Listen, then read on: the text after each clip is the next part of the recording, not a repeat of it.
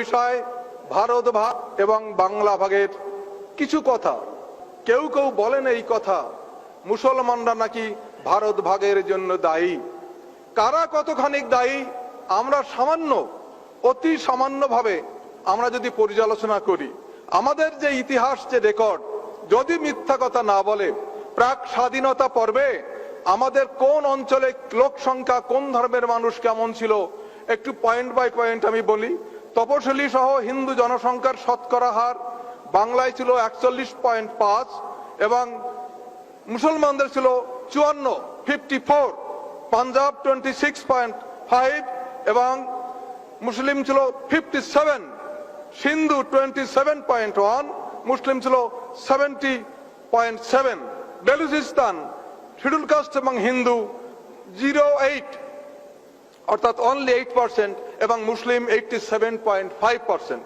আর বাংলা প্রদেশের কথা যদি আমরা আলাদা করে বলি, আমাদের ডিভিশন ছিল Bardhaman division, presidency division, Rajshahi division, Dhaka division, Chittagong division. Bangla প্রদেশ ঠিক এইভাবে প্রথমে আমি বলবো হিন্দু তথা তপশিলীদের জনসংখ্যা, পরবর্তীকালে আমি বলবো মুসলমানদের জনসংখ্যা। বর্ধমানে ছিল হিন্দুদের 78.98 এবং মুসলমানদের 13.90, প্রেসিডেন্সি বিভাগে 53.70 এবং মুসলমানদের 44, মুসলিম 56, রাজশাহী 30.51, মুসলিম 62.52, ঢাকা বিভাগ 27.70 এবং মুসলিমদের ছিল 71.59, চট্টগ্রামে 20.70 হিন্দুদের এবং মুসলমানদের 75.40। এইভাবে বিভক্ত থাকা সত্ত্বেও মুসলমানরা কিন্তু তখনও আন্দোলন করেনি যে আমরা স্বতন্ত্র হয়ে যাব। যে কংগ্রেস স্বাধীনতা আন্দোলন করেছিল সেই কংগ্রেসই প্রথমে 1947 সালের এপ্রিল মাসে কলকাতার সিংহি পার্কে অধিবেশনে প্রথমে সিদ্ধান্ত নিলেন দেশটা ভাগ করা দরকার। কেন দরকার সে পুরনো ইতিহাস আপনারা আগে শুনেছেন। তারা বললেন ভাগ করা দরকার। যখন এই সিদ্ধান্ত হলো দেশ ভাগ করতে হবে, তখন মুসলিম লীগ ভাইসরয়ের কাছে গিয়ে, মাউন্টব্যাটেনের কাছে গিয়ে বললেন, দেখুন দেশ যদি ভাগ করতে হয় তাহলে কিন্তু মুসলমানদের জন্য স্বতন্ত্র দেশ আমাদের দিতে হবে। মাউন্টব্যাটেন প্রথম এই কথাটা শুনলেন যে মুসলিম লীগ বলছে দেশ যদি ভাগ করতে হয় তাহলে মুসলিম লীগের জন্য স্বতন্ত্র দেশ আমাদের চাই। মাউন্টব্যাটেনের কাছে মুসলিম লীগ যখন এই বক্তব্য রাখছে, তার পরপরই বাংলার শ্যামাপ্রসাদ মুখার্জি, বাংলার রাজ্যপাল ফ্রেডারিক বরোজ তার কাছে গিয়ে বলছে, ওরা যদি মুসলমানদের জন্য স্বতন্ত্র রাজ্য দাবি করে, আমরা বাংলা ভাগ করতে চাই। আমরা দাবি করব দেশ যদি ভাগ হয় বাংলাও ভাগ হবে। মাউন্টব্যাটেনের কাছে দুটো প্রস্তাব, একটা প্রস্তাব দেশ ভাগ, আর শ্যামাপ্রসাদ মুখার্জি বলছে বাংলা ভাগ চাই। মাউন্টব্যাটেন বলে মহা মুশকিল, এখন আমি কোন সিদ্ধান্ত নেব? মাউন্টব্যাটেন একা কোনো সিদ্ধান্ত নিতে পারেন না। 1947 সালের 2রা জুন নিজের বাড়িতে মিটিং ডাকলেন। ভারতবর্ষের সমস্ত রাজনৈতিক নেতাদের ভিতর যারা সর্বাপেক্ষা দামি তাদের ডাকলেন মাউন্টব্যাটেন নিজের বাড়িতে। ডেকে বললেন যে দেখুন ভারতবর্ষ ভাগের প্রস্তাব এসছে, হোয়াট ইজ ইউর ওপিনিয়ন? কাকে কাকে ডাকলেন? কংগ্রেসের পক্ষ থেকে Pandit Jawaharlal Nehru, on behalf of Congress Pandit Jawaharlal Nehru, Sardar Vallabhbhai Patel, Acharya Kripalani, on behalf of Muslim League mister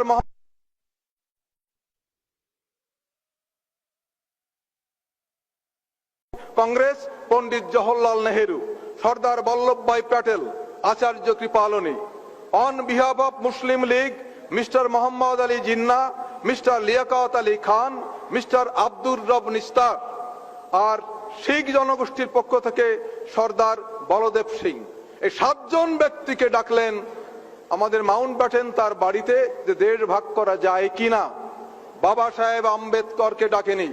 এত বড় তপশিলি অবহেলিত মানুষ, জনগোষ্ঠীর প্রতিনিধি বাবা সাহেব আম্বেদকর, তাকে ডাকা হলো না দেশ ভাগের সময়। এবং মহাপ্রাণ যোগেন্দ্রনাথ মন্ডল, তাকেও ডাকা হলো না দেশ ভাগ করা হবে কিনা। এই 7 জন ব্যক্তিকে ডেকে সিদ্ধান্ত নেওয়া হলো যে দেশ ভাগ করা যাবে কিনা। এই 7 জন আবার একটা গণতান্ত্রিক পদ্ধতির কথা মাউন্টব্যাটেনকে বললেন যে দেখুন আমরা 7 জনে তো বলতে পারি না, তবে বাংলা ভাগের ক্ষেত্রে আমরা একটা সাজেশন আপনাকে রাখতে পারি। What is your suggestion? বলে বাংলা অ্যাসেম্বলিতে যত মেম্বার আছেন, এমএলএ বা এমএলসি যারা আছেন, তার হিন্দু মাইনরিটি, হিন্দু যারা অধ্যুষিত যে সমস্ত মেম্বার এবং মুসলমান অধ্যুষিত মেম্বার, তাদের নিয়ে আলাদা আলাদা করে মিটিং করা হোক। যে সমস্ত জেলার মুসলমানরা সংখ্যায় বেশি, সেই সমস্ত জেলার এমএলএরা একসঙ্গে মিটিংয়ে বসবেন। যে কয়টা জেলার হিন্দুরা বেশি, সেই কয়টি জেলার হিন্দু মুসলমান মিলে মিটিংয়ে বসবে। এই দুই মিটিংয়ের সিদ্ধান্ত অনুসারে যদি কোনো মিটিং বলে যে দেশ ভাগ হবে, তাহলে মেনে নেওয়া হবে। সেই মিটিংটা কিভাবে হলো তখন আপনারা দেখুন। তখন 1947 সালে বাংলা অ্যাসেম্বলিতে 225 জন মেম্বার ছিলেন। বাংলা অ্যাসেম্বলিতে ছিলেন 225 জন মেম্বার। তখন ভাগ করা হচ্ছে যে কোন কোন জেলায় হিন্দুরা বেশি, কোন কোন জেলায় মুসলমানের সংখ্যা বেশি। হিন্দু জেলাগুলো যেখানে বেশি ছিল, বর্ধমান, বীরভূম, বাঁকুড়া, মেদিনীপুর, হুগলি, হাওড়া, কলকাতা, 24 পরগনা, খুলনা, জলপাইগুড়ি, দার্জিলিং, এই 11টি জেলায় হিন্দুর সংখ্যা বেশি। এবং এই 11টি জেলার অ্যাসেম্বলির মোট সংখ্যা হলো 80 অ্যাসেম্বলি মেম্বার হলেন 80 জন। এই 80 জনের ভিতর হিন্দু 54 জন, মুসলমান 21 জন, অ্যাংলো ইন্ডিয়ান 4 জন, ভারতীয় খ্রিস্টান 1, হিন্দু 54, মুসলিম 21, অ্যাংলো ইন্ডিয়ান 4, ভারতীয় খ্রিস্টান 1, টোটাল 80 মেম্বার অফ অ্যাসেম্বলিজ। বেঙ্গলে এই 11টি জেলার, এই অ্যাসেম্বলির এই 80 জন এমএলএরা এক জায়গায় বসলেন এবং বলা হয়েছিল হিন্দু অধ্যুষিত অঞ্চলের এমএলএরা যেদিন মিটিং করবে, সভাপতিত্ব করবেন একজন হিন্দু। সেই মিটিংয়ে সভাপতি করেছিলেন বর্ধমানের মহারাজা উদয়চাঁদ মহাতাব। বর্ধমানের মহারাজা উদয়চাঁদ মহাতাব, তার সভাপতিত্বে 11টি জেলার 80 জন এমএলসি মিটিং করছেন বাংলা ভাগ হবে কিনা। সেই মিটিংয়ে বিশিষ্ট হিন্দু যারা উপস্থিত ছিলেন, বিশিষ্ট হিন্দু, তাদের কয়েকজনের নাম আমরা পেয়েছি। হিন্দুদের পক্ষে ছিলেন ডক্টর শ্যামাপ্রসাদ মুখোপাধ্যায়, মহারাজ উদয়চাঁদ মহাতাব, মুকুন্দ বিহারী মল্লিক, রতনলাল ব্রাহ্মণ, জ্যোতি বসু। আর মুসলমানদের পক্ষে উপস্থিত ছিলেন mister HS. Suhrawardy, M A. Ispahani, Abdul Hossain, Abdur Rahman, Musharraf Hossain. বিশিষ্ট মুসলমানদের মধ্যে এই কয়জন, বিশিষ্ট হিন্দুদের মধ্যে এই কয়জন। ভোট হলো, কে কাকে ভোট দিয়েছে আমরা জানি না, আমার ইতিহাসে লেখা নেই। দেশ ভাগের পক্ষে কে ভোট দিয়েছে, বিপক্ষে কে ভোট দিয়েছে আমরা বলতে পারছি না। হিন্দুদের পক্ষে এরা ছিলেন, মুসলমানদের পক্ষে এরা ছিলেন। ভোটের রেজাল্ট এইবার শুনুন। বাংলা ভাগের পক্ষে 58, বাংলা ভাগের বিপক্ষে এগেইনস্ট 21 জন। ভালো করে মনে রাখবেন, হিন্দু অধ্যুষিত জেলার এমএলএরা 80 জন এক জায়গায় বসে ভোট দিয়েছেন। বাংলা ভাগের পক্ষে 58 জন, বাংলা ভাগের বিপক্ষে 21 জন। একজন এমএলএ মনে হয় অনুপস্থিত বা নীরব ছিলেন। এইবার চলুন মুসলমান অধ্যুষিত জেলাগুলিতে। মুসলমান অধ্যুষিত জেলা 16টি: চট্টগ্রাম, নোয়াখালী, ত্রিপুরা, বাকরগঞ্জ, ঢাকা, ময়মনসিংহ, ফরিদপুর, যশোর, মুর্শিদাবাদ, নদিয়া, বগুড়া, দিনাজপুর, মালদা, পাবনা, রাজশাহী, রংপুর। এই 16টি জেলায় মোট জনসংখ্যার অ্যাসেম্বলির মেম্বারের সংখ্যা 145 জন। এই 16টি জেলা মুসলিম অধ্যুষিত। Total member 145। সেই টোটাল মেম্বারের ভিতরে মুসলিম 103, হিন্দু 41, ইন্ডিয়ান খ্রিস্টান 1। মুসলমান 103 জন, হিন্দু 41 জন, ভারতীয় খ্রিস্টান 1 জন, টোটাল 145 জন। ওখানে গেল 80 জন, আর এরা হলো 145 জন। এই 145 জন এখন ভোটাভুটি হচ্ছে। রেজাল্ট পরে বলছি। কোন বিশেষ বিশেষ হিন্দু এবং কোন বিশেষ বিশেষ মুসলমান নেতা উপস্থিত ছিলেন একবার শুনুন। হিন্দু বিশিষ্ট ব্যক্তিদের মধ্যে এই ভোটাভুটিতে উপস্থিত ছিলেন দ্বারিকানাথ বারুরি, নগেন্দ্র নারায়ণ রায়, মহারাজা গিরিশচন্দ্র নন্দী, সতীশ চক্রবর্তী, ভোলানাথ বিশ্বাস, হারানচন্দ্র বর্মন, গয়ানাথ বিশ্বাস, কিরণ শঙ্কর রায়, ধীরেন্দ্রনাথ দত্ত, নেলি সেনগুপ্তা, প্রমথরঞ্জন ঠাকুর, পিয়ার ঠাকুর। আর মুসলমান নেতৃস্থানীয় ব্যক্তিদের ভিতর ছিলেন এ কে ফজলুল হক, মোহাম্মদ আলী, নুরুল আমিন, আহমদ হোসেন, শামসুদ্দিন আহমদ, আরো অনেকে ছিলেন। 145 জনের ভিতরে বিশেষ ব্যক্তি এই কয়েকজনের নাম আমরা ইতিহাসে খুঁজে পেয়েছি। এখন ইলেকশনের রেজাল্টটা দেখুন, 145 জনের ভিতরে সেখানে 4 জন সেখানে অ্যাবসেন্ট বা ভোট দেননি। বাংলা ভাগের পক্ষে ভোট দিচ্ছেন 34 জন, বাংলা ভাগের বিপক্ষে ভোট দিচ্ছেন 106 জন। Against partition 106। মুসলমান অধ্যুষিত অঞ্চলের এমএলএদের ভিতর এগেইনস্ট পার্টিশন 106 আর ফর পার্টিশন অনলি 34। আগে সিদ্ধান্ত হয়েছিল যদি এই দুই বিভাগের ভিতর থেকে হিন্দু অধ্যুষিত জেলাগুলি এবং মুসলমান অধ্যুষিত জেলাগুলির ভিতর কোনো একটি বিভাগে যদি বাংলা ভাগের পক্ষে একজনও বেশি রায় দেয় তাহলে 1.5 ভাগ হবে। মুসলমান অধ্যুষিত অঞ্চলের ভিতরে 1.5 ভাগের পক্ষে তারা ভোট দেয়নি, হিন্দু অধ্যুষিত অঞ্চলে 1.5 ভাগের বিপক্ষে ভোট দিয়েছে। 34 আর 140 হয়, 5 জন অনুপস্থিত ছিলেন অথবা ভোট দেয়নি। এর পরেও কি বলা যায় মুসলমানরা আমাদের 1.5 ভাগ করেছে? এ খতিয়ান। ইতিহাস যদি মিথ্যে কথা না বলে কে অস্বীকার করবে? গণতান্ত্রিক পদ্ধতিতে একদিন 1.5 ভাগ হয়েই গেল। আজ আমরা কাউকে অপরাধী করতে পারি না। 1.5 ভাগ হয়ে যাওয়ার পর আমাদের নেতৃস্থানীয় ব্যক্তিবৃন্দ তারা অধিকার জানিয়েছিলেন। পণ্ডিত জওহরলাল নেহরুকে বলেছিলেন আপনারা কি কাজটা করলেন, গান্ধীজিকে বলেছিলেন আপনারা কি কাজটা করেছিলেন। গান্ধীজি প্রথমে বলেছিলেন India will be divided over my dead body. India যদি ভাগ হয় তাহলে আমার এই মৃতদেহের উপর দিয়ে ভাগ হবে। ইন্ডিয়া যখন ভাগ হচ্ছে, গান্ধীজি বহল তবিয়াতে বেঁচে আছেন, কখনো একটু অসুস্থতা হননি, ডেড বডির উপর দিয়ে ভাগ হয়নি। যে সকল বাস্তুচ্যুত মানুষ আর্থিক অনটনের মধ্যে অবর্ণনীয় কষ্ট ভোগ করছে, এখনো করছেন, আমরা তাদের সকলকে পুনর্বাসন দেবার জন্য উদ্বিগ্ন। সর্দার বল্লভভাই পটেল বলেছিলেন যাদের সঙ্গে আমাদের রক্ত মাংসের সম্পর্ক, যারা একত্রে আমাদের সঙ্গে স্বাধীনতা সংগ্রামে অংশগ্রহণ করেছেন, যেহেতু তারা একটি সীমারেখার উপরে, সেই জন্য হঠাৎ তারা আমাদের কাছে বিদেশি হয়ে যেতে পারে না। দক্ষিণ আফ্রিকায় বসবাসরত ভারতীয় বংশোদ্ভূত ব্যক্তিরা আফ্রিকা নাগরিক হওয়া সত্ত্বেও আমরা এখনো তাদের সাহায্য করার চেষ্টা করি।